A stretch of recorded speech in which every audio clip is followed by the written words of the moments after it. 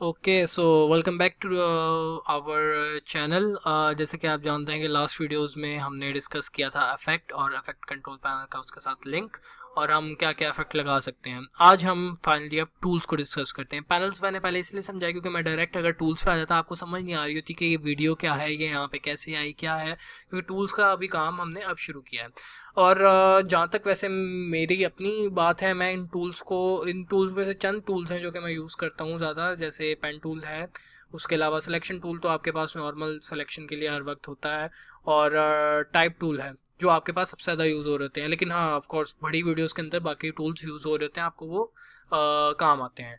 सो सबसे पहले हमारे पास है सिलेक्शन टूल, यानी ये फुटेज है, ये मैंने सेलेक्ट करनी है तो मैं इस टूल से सेलेक्ट करूँगा। लेकिन अगर ये टूल होगा तो मैं इससे सेलेक्ट नहीं कर पाऊँगा। ये देखें वो उसने सारा ही सिलेक्ट कर दिया है।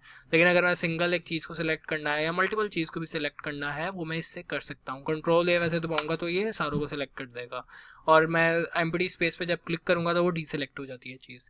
उसके बाद हमारे पास है फॉरवर्ड सिलेक्शन टूल, यानी ये मैं जिस पॉइंट पे इसको क्लिक करूंगा उससे फॉरवर्ड जितनी भी चीज़ें पड़ी होंगी, जितने भी एलिमेंट्स होंगे, वो उसको ऑटोमेटिकली सिलेक्ट कर देगा। जैसे मैं अगर स्टार्टिंग पे रख के इसको क्लिक करूंगा तो उससे उससे आगे सारों को सिलेक्ट कर दिया। लेकिन अगर मैं यहाँ पे रख के क्लिक करूंगा तो ये सिर्फ उससे आगे वाली चीज़ को सिलेक्ट करेगा। अब आप कह रहे होंगे कि इसने इसको क्यों सिलेक्ट किया, क्योंकि ये उससे आगे भी है और उसके पीछे भी है, तो ये इसको भी सिलेक्ट करेगा उसके साथ।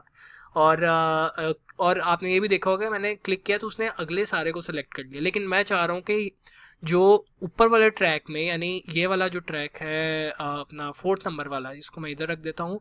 इस वाले ट्रैक में जितनी चीज़ें सिर्फ उसको ही आगे, जितनी मल्टीपल हैं आगे, ऑफ कोर्स आप मल्टीपल चीज़ें यूज़ कर रहे होंगे, उसको सिलेक्ट करें। लेकिन अभी ये सारों को कर रहा है तो मैं क्या करूँगा, शिफ्ट दबाऊंगा और सिर्फ इसको प्रेस करूँगा। जैसे फॉर एग्जांपल अभी सारा सेलेक्ट है, शिफ्ट दबा के जब मैंने सेलेक्ट किया तो उसने सिर्फ अगले वालों को सिलेक्ट किया।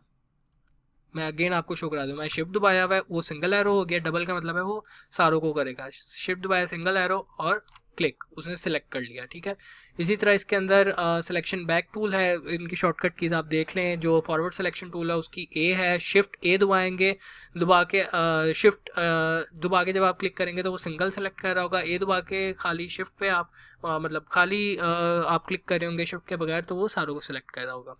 इसी के साथ आपके पास है रिपल डिलीट, रोलिंग डिलीट। वैसे इसको आपको जानने की बिल्कुल ज़रूरत नहीं है, ये आगे वीडियोस के साथ साथ हम देख लेंगे। और इसके अलावा रेज़र टूल है। रेज़र टूल बेसिकली यहाँ थोड़ा मिस प्रोनाउंस है एक तरह से कह लें, ये बेसिकली है कट टूल आपके पास।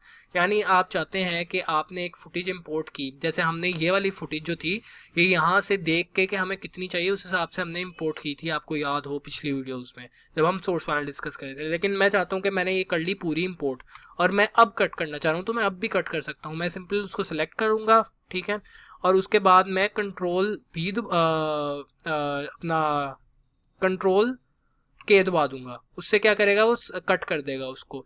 लेकिन मैं ये भी यूज़ कर सकता हूँ, लेकिन कंट्रोल भी ऑफ कोर्स उसका शॉर्टकट क्या है, शॉर्टकट है, इजी टू यूज़ है कट करने के लिए। और उसके अलावा आपके पास एक ये स्लिप टूल है, यानी मैंने ये वीडियो जो है ये पीछे से कट करके यहाँ पे लगाई हुई है, ये पूरी वीडियो नहीं, लेकिन मैं चाहता हूँ कि ये वाला हिस्सा ना रहे, पिछली वीडियो का रहे, और मैं इसको चेंज भी नहीं करना चाहता, तो मैं इससे स्लिप कर सकता हूँ, स्लिप करके उस वीडियो में चला सकता हूँ जो यहाँ शो नहीं हो रही। ठीक है, और इसके अलावा अब जो ये 4-5 टूल हैं, बल्कि 4 टूल, ये हम नेक्स्ट लेक्चर में डिस्कस करेंगे क्योंकि ये थोड़ा डिटेल में डिस्कस करने वाले हैं।